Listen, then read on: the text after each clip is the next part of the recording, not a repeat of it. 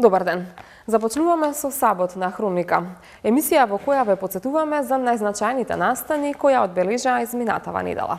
Во првото издание на Сабот на Хроника просторот стапуваме за здравието на најмладите. Имено во општина Карпош започнаа бесплатни прегледи за рано откривање на деформитети на рабетниот столб кај учениците од 6 до 9 оделение во сите основни училишта во општината. Оние ученици кај кои ќе бидат утврдени деформитети ќе имаат шанса за бесплатни часови по пливање во базенот на Институтот за физикална медицина и рехабилитација. Во основните училишта во општина Карпош започнаа да се спроведуваат бесплатни прегледи за рано откривање на деформитети на рабетниот столб кај учениците од 6 до 9 оделение. Станува збор за проект во соработка со јавната здравствена установа Институт за физикална медицина и рехабилитација. Првите прегледи започнаа денеска во основното училиште Лазо Трповски, при што беа опфатени 60 ученици од ова училиште. Градоначалникот на општина Карпош Стефан Богоев посочи дека квалитетната и сеопфатна детска заштита е приоритет на локалната самоуправа, а оние ученици, кај кои ќе бидат утврдени деформитетите, ќе имаат шанса за бесплатни часови по пливање во базенот на Институтот за физикална медицина и рехабилитација. Стручни лица од институтот ќе спроведат прегледи во училиштата на територија на општина Карпош и ќе утврдат дали децата имаат исправно држење на нивниот рабетен столб и дали имаат некакви деформитети.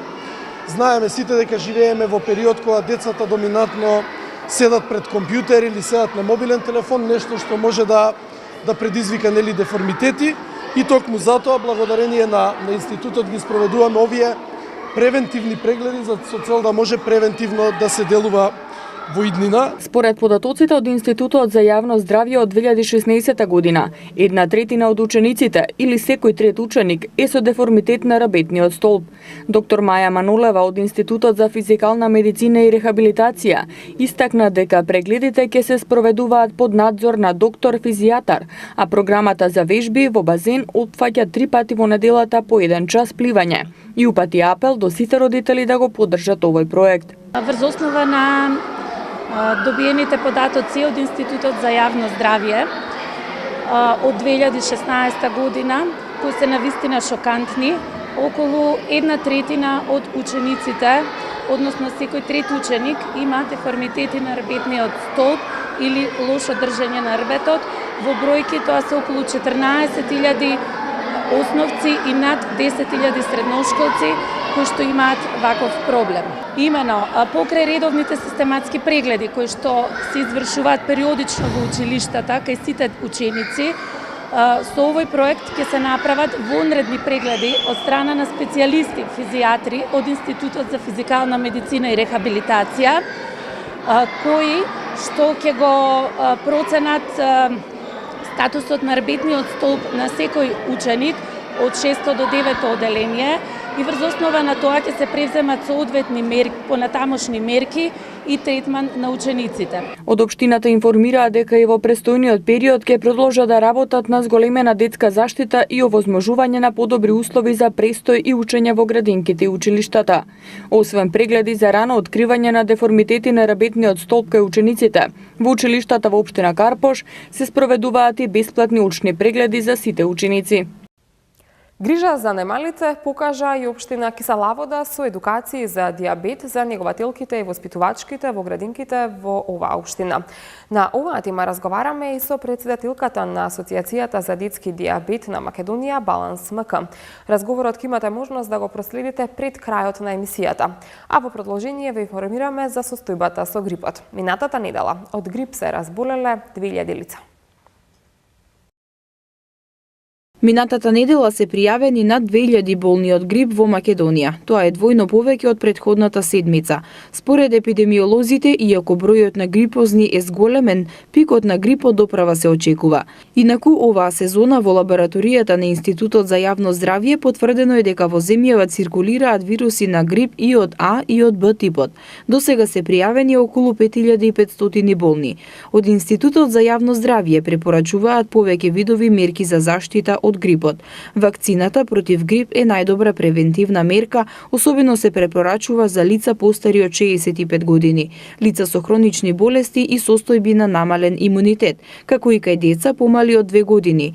Вакцинацијата против грип не е 100% гаранција дека вакцинираното лице нема да се разболи од грип, но дури и да добие грип, тој ќе биде во поблага форма, а ризикот од компликации значително намален. Лекарите не препорачуваат употреба на лекови за превенција од грип или заболувања слични на грип. Општите мерки за заштита од грип се мерки кои се насочени кон сите акутни респираторни заболувања и може да се од голема корист, особено ако се применуваат во текот на целиот зимски период. Да се избегнува собирање и престој на простории каде престојуваат повеќе луѓе, особено да се избегнува близок контакт со луѓе кои се болни или сомнителни, кашлаат, киваат, имаат покачена телесна температура, често да се мијат рацете со вода и сапун или дезинфекциско средство, да се загреваат просториите за престој и често да се проветруваат. Препорачливо е топло слоевито облекување, топли бањи, да се пијат топли напитоци како чаеви и супи, овошни цедени сокови, вода со лимон, да се земаат свежи продукти богати со витамини и минерали, најдобро овоше и зеленчук кои се неопходни за организмот. Особено се пожелни продукти богати со витамин С, како цитрони, лимони или портокали. Доколку не се располага секогаш со свежи прехранбени продукти, може да се користат и мултивитамински напитоци и препарати. Како дополнителни средства може да се користат препарати на база на прополис, мед, ѓумбир, лук и слично. Практикување на здрав начин на живот и здрави навики, вклучително добар сон и одмор, здрава храна, одржувајте ја физичката и психичката активност. Намалете го стресот. Силниот имунитет ќе ви помогне да останете здрави или полесно да се справите со грипот и заболувањата слични на грип. Од Институтот за јавно здравје вела дека сепак дури и да сте совршено здрави и да имате силен имунитет, може да заболите од грип. Затоа применувајте некои од овие совети за заштита. Градот Скопје ќе ја минува урбаната опрема во целост, почнувајќи од клупите за седење, курпите за отпадоци и заштитните столпчиња. Опремата ќе ја дизајнираат студенти од архитектонскиот факултет кои имаат за цел да ја покажат својата креативност, со што ќе се оддалечат од стереотипите кои важеа досега при избор на урбана опрема. Студентите од архитектонскиот факултет ќе го дизајнираат градот Скопје. Градот објави конкурс за идејни решенија за изработка на клупи, корпи за отпадоци, заштитни столпчиња за зеленило кои ќе се поставуваат на јавни површини и на градската сообраќајна мрежа, а право да конкурираат имаат само студенти од архитектонски факултет. Презентација на конкурсот се одржа во архитектонскиот факултет, каде присуствуваше градоначалникот на град Скопје Петре Шилегов, кој рече дека целта е да се зголеми креативноста во градот. Досега урбаната опрема била бирана во градските бараки и по вкус на административните работници. Урбаната опрема мора да ја прават тие кои се стручни и кои учат за тоа, студентите. На градот мораме да му дадеме еден поинаков, модерен лик, кој што ќе се издигне над архитектонските и естетските обременувања кои што самите сте свесни Скопје ги доживуваше во непосредното минато. Имајќи во предвид дека јас лично градот го гледам како град на секој од нас, град на сите, сакам да потенцирам дека предстојниот конкурс ги отвара можностите за студентите и младите, бидејќи на вас останува еднината и треба да го дизајнирате градот онаков во каков што сакате да живеете. Шилегов додаде дека ќе ни биде потребна урбана опрема која ќе биде функционална според потребите на градот и на граѓаните и со која сите ќе може да кажеме дека се гордееме со нејзиниот изглед. Деканот на архитектонскиот факултет Огнен Марина ја поздрави оваа иницијатива на градот Скопје за да работи со архитектонскиот факултет и потенцира дека се најстарата институција која скоро 70 години во континуитет се занимава со градот Скопје. Архитектонскиот факултет е всушност најстарата институција која што скоро 70 години во континуитет се бави со град Скопје. Така да оваа иницијатива ја гледам само како продолжување на идејата дека архитектонскиот факултет во соработка со град Скопје ќе продолжи да се грижи, да истражува и да создава за градот Скопје.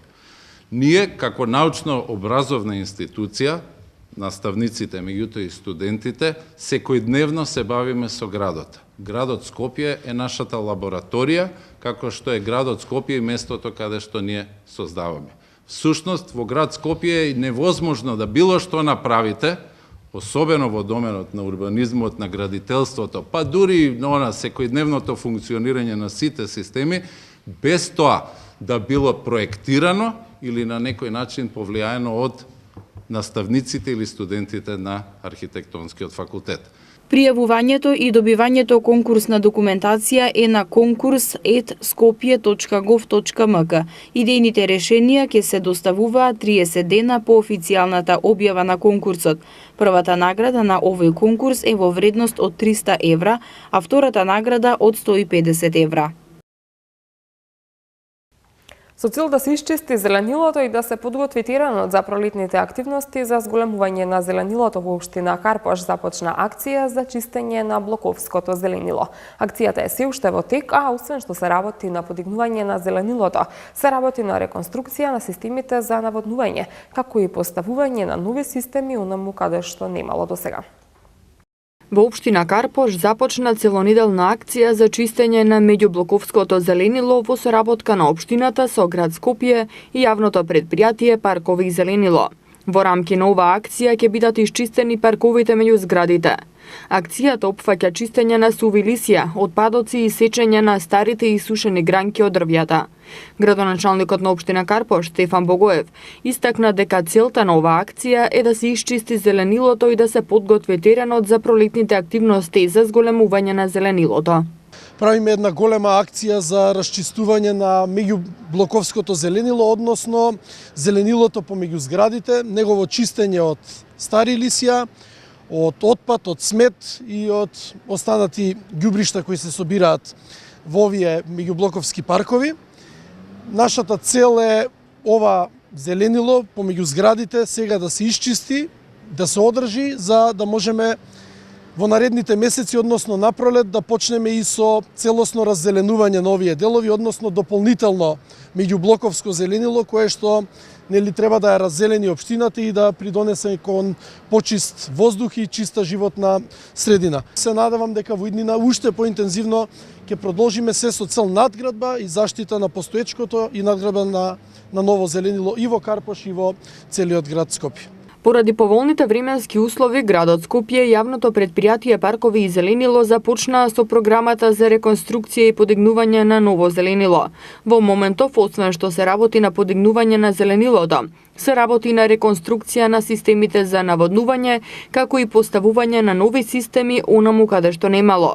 Председателката на Советот на град Скопје Љупица Јанчева истакна дека целта на градот Скопје со овие акции е континуирано чистење на градот за да се придонесе кон намалување на загадувањето. Работиме и на реконструкција на тревната површина во градскиот парк на две локации, кај езерцето, кај градскиот стадион и површината наспроти паркингот пред фонтаната и влезот на градскиот парк. Реконструкција на тревната површина на кејот на реката Вардар. Хортикултурно уредување на јавната површина и подигање на нови парковски површини на булеварите. Втора македонска бригада, Македонско-Косовска бригада, Христијан Тодоровски Карпош, Србија и булеварот Борис Трајковски. Реконструкција на зелената површина на улицата Самоилова, реконструкција на зелената површина позади Младинскиот културен центар. Должни сме да го вратиме изгубеното зеленило, а едновремено и да го зголемиме бројот и обсегот на паркови и дрвореди во сите општини на град Скопје. Оваа акција представува продолжување на акциите кои беа спроведени и во општините Чаир, Бутел и Шуто-Оризари, како и на акцијата која се спроведе кон крајот на минатата година за чистење на градот, во која беа собрани над 3000 метри кубни смет. Средствата од откажаната новогодишна забава беа пренаминети за купување на ЕКГ апарат, монитори и перфузор за детската болница Козле во вредност од 10.000 евра. Апаратите кои ќе се донираат ќе го забрзаат процесот на дијагностицирање и ќе го намалат периодот на чекање за добивање квалитетна и соодветна дијагноза на болните деца.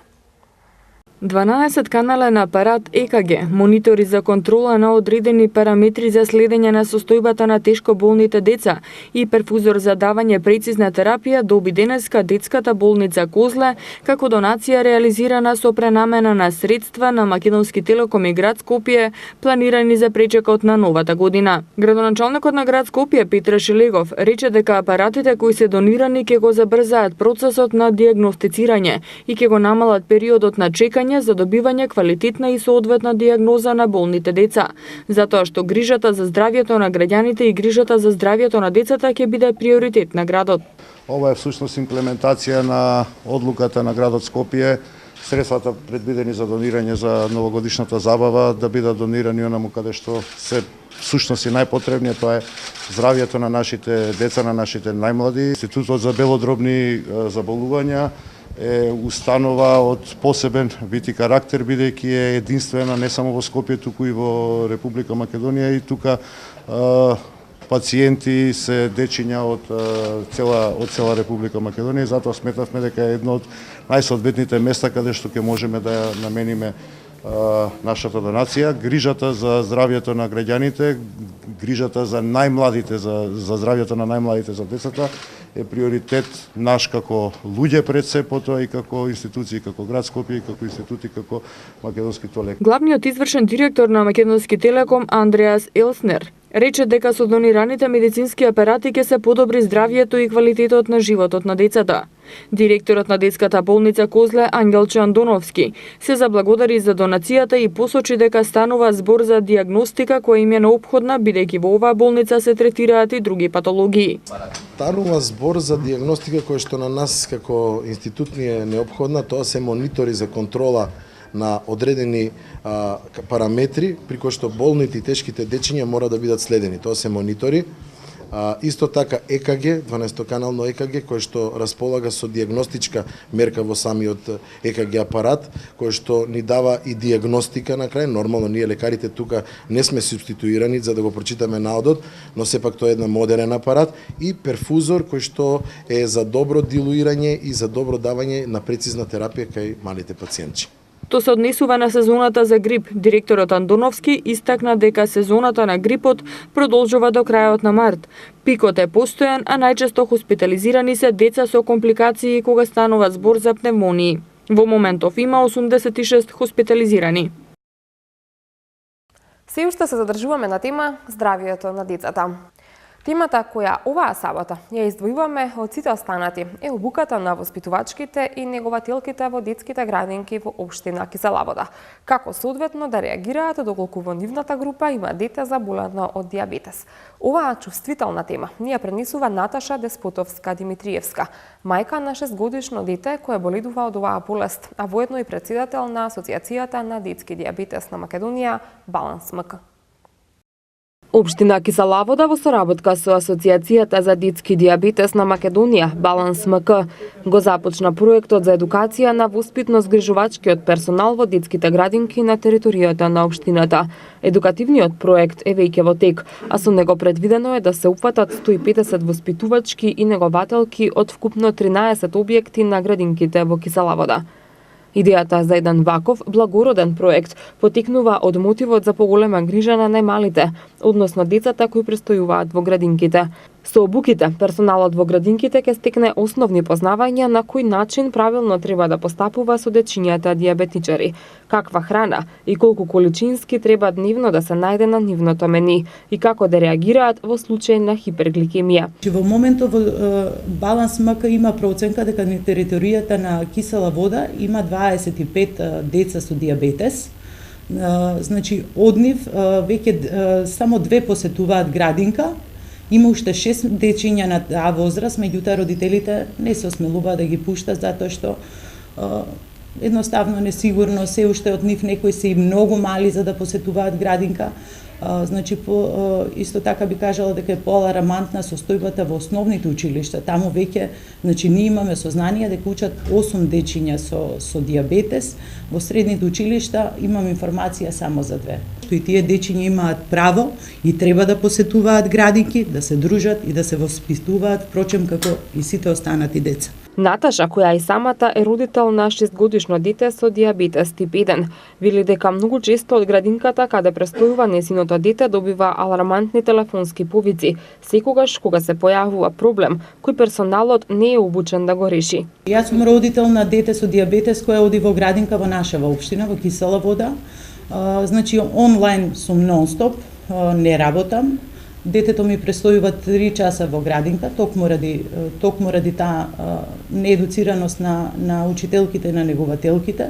Значи јас се обидов да им објаснам, тие разбираат, мислам, што и како се случува, меѓутоа не се спремни да интервенираат, некогаш ако треба итно да се интервенира во случај, например, на висок шеќер, хипергликемија, значи тие не се обучени да ставаат инсулин, ние практично им покажавме како се прави тоа, меѓутоа сепак тоа останува на нивната драга волја дали ќе прифатат да аплицираат инсулин, да измерат гликемија. Значи кога има моето дете високи гликемии, ми се јавуваат и јас одам му ставам инсулин. Градоначалникот на општина Кисела Вода Филип Темилковски нагласи дека општината во буџетот за 2018 година има издвоено средства за обезбедување медицински персонал во градинките, што според него е од исклучително значење за здравјето и добрата состојба на дечињата. Сметавме дека со проектот ќе се подобри пред се грижата према децата во нашите установи, така и за други проекти остануваме отворени, за да може да го подобриме животот во општината Кисела Вода. Во програмата за 2018 направивме дополнување на буџетот за да може да ангажираме повеќе медицински лица кои, без разлика дали е за диабетис или за други болести, превентивно ќе може да делуваат кај дечињата. Бидејќи не секој неговател или воспитувач има не храброст, него не ни смее да делува во некој случај, бидејќи не се тие медицински лица. Наташа, најнапред би сакала да ви се заблагодарам за одвоеното време и за вашиот интерес да бидете дел од емисијата на МТМ телевизија, во која што би сакале на најдобар можен начин да го представиме проблемот со детскиот диабетес во Македонија и да помогнеме колку што можеме во осознавање на причините и последиците од истиот. Ви благодарам за интересот. Она со што јас би сакала на почетокот да започнеме е вашата иницијатива да се започне овој проект за спроведување на едукативни работилници во градинките низ општина Кисела Вода. За почеток, што ве поттикна да започнете со целата оваа акција?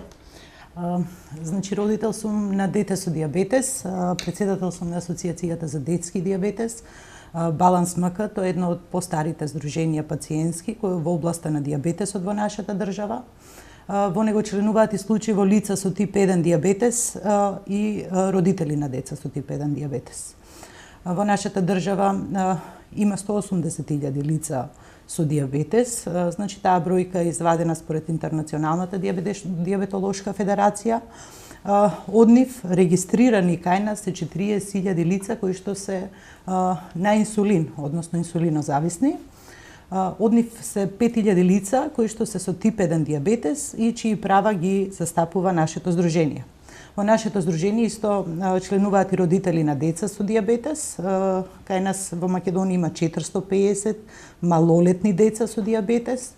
Меѓу нив околу 100 се деца кои што од предучилишна возраст, тоа се дечиња кои што посетуваат градинки или треба да посетуваат градинки. Значи, како родители на деца со диабетес, ние го лоциравме проблемот со нивната посета во градинки уште од поодамна и токму затоа се одлучивме да се спроведе една ваква едукација. Значи, не идуваме на проблемот типот, значи, први несигурноста наша, да ги довериме децата во рацете на учителките, негователките, пред се ради нивната неедуцираност. Второ, затоа што во објектите во градинките секаде нема медицинско лице. И трето, нели самата состојба диабетес, која што иако е состојба, со неја се живее сосема нормално, воопшто не е наивна. Значи, бара постојана контрола. Така, на каков интерес наидовте најнапред од градинките, потоа на едно повисоко ниво од самата општина, кога ја соопштивте вашата одлука, вашиот интерес да се спроведат сите овие обуки? Значи, јас би кажала дека ова што се случи во Кисела Вода еден пилот проект, значи за прв пат вака системски би го кажала системски, јас навистина би сакала ова системски и кампањски да се направи во соработка со државните институции, односно да биде ова едукација да биде сеопфатна, односно да се спроведе во сите, не само градинки, туку и во училишта каде што има дечиња со дијабетес. Значи ова беше проект на нашето здружение кој што ние го поднесовме до општината. Општината на драга волја го прифати. Им благодариме нели за поддршката на општина Кисела вода. Значи проектот се уште е во тек, едукациите се уште се спроведуваат. Тоа би имала да го кажам. Колку вкупно негователки и воспитувачки се вклучени во оваа Значи, кампања? во општина Кисела вода има 2 градинки. Двете градинки имаат вкупно 13 клона, односно 13 објекти. Ние едукацијата извршивме во сите, значи за сите негователки и учителки, значи беа опфатени околу 150 негователки и учителки. Интересот од нивна страна е доста задоволителен, односно сакаат да дознаат повеќе за дијабетесот, особено за детскиот дијабетес тип 1. Така, оно што сега кој ќе ги интересира нашите гледачи, кој ги врши овие едукации, дали персоналот кој што е задолжен за тоа ги постигува сите лиценци? Да, ние како здружение на пациенти, на граѓани, поднесовме барање до клиниката за ендокринологија. Сепак таа е најреферентна една институција од областа на дијабетесот во нашата држава и побаравме да ни дадат едукатор, да ни дозволат едукатор од нивната клиника. Значи имаме специјализирано медицинско лице кој што ги врши едукациите од клиниката за ендокринологија. Така, секако дека е убав податок да се знае колку дечиња заболени со дијабетес ги посетуваат градинките во Кисела вода. Значи ние на сама ова едукација лоциравме 2 деца, меѓу кои моето детенце и уште едно детенце кое што посетува градинката во објект во Пинтија. Значи, за нив 2 знаеме, меѓутоа како здружение имаме информација дека има уште 6 дечиња на оваа возраст, кои што родителите се уште не одлучиле во општина Кисела вода да ги пуштат во градинките. Така, споминавте дека и вашето дете има дијабетес. Може ли да споделите какво е искуството, како е да се биде родител на дете со дијабетес? Дали имате доверба во градинките кога го пуштате во градинка? Каква исхрана вашето детенце смее да конзумира? Значи, во однос на тоа што и како е дијабетесот и како се живее со дијабетесот, ние како здружение ќе се трудиме да ги разбиеме сите табуа. Значи, во однос на исхраната нема никаква забрана, ниту некои ограничувања. Значи, сето тоа со добар режим, односно со правилно дозирање на инсулин, со правилни и редовни мерења на гликеми, на децата со дијабетес им е дозволено се да јадат и се да прават како останатите други деца. Значи, дијабетесот е метаболитичка болест, меѓутоа тој во денешно време се третира како состојба и таа состојба е потполно, значи нема никаква разлика на нашите деца со останатите деца и ние нема да дозволиме, значи нашите деца ради таа состојба со која што живеат да останат на маргините на општеството, уште помалку да бидат дискриминирани ради нивниот дијабетес. Значи, како да се живее со детенце со дијабетес, па тоа бара 24 часовна грижа, значи чести мерења на гликеми, технологијата и медицината во однос на овие следења на гликеми, во однос на иновативни терапии за кои што ние како здружение се залагаме, се и повеќе одат напред, така да грижата за дијабетесот во иднина јас верувам дека ќе биде многу полесна од сега. Значи постојат системи за континуирано следење и мерење на гликеми. Значи мојот син носи и благодарение само на тој систем јас си дозволив да го пуштам да оди во градинка. Значи носи сензор кој што се аплицира на раката и со помош на читач кој што изгледа како мобилен телефон, само се поминува низ сензорот и учителката секогаш може да види колку му е гликемијата, значи да не го боцка од прстињата, затоа што и без тоа таа не се нафаќаше да го боцка, а се ради таа неедуцираност. Така, повторно би се вратила на едукациите, вие споменавте неедуцираност. во текот на предавањата имавме можност да забележиме и да слушнеме како докторката од клиниката за ендокринологија ги обучува воспитувачките и негователките. Какво е нивното познавање? Имавме можност да слушнеме како им кажува дека доволно е никогаш само шеќер да им дадат на дечињата за да ги спасат да не паднат во кома. Каков е нивниот интерес и дали се поткрена на едно малку повисоко ниво? Јас мислам дека со ова едукација, значи ова е базична, основна едукација. Едукацијата ја врши, како што кажа, специјализирано лице од клиниката за ендокринологија, значи едукатор повеќе од 10 години. Таа е сестра, не е докторка, главна сестра е на оделот за ендокринологија, меѓутоа едукатор, долгогодишен едукатор. Значи, во прво време, секогаш наидуваме на малку отпор. Прво, затоа што нели, учителките, негователките мислат дека тоа е некоја знае каква дополнителна, значи обврска за нив.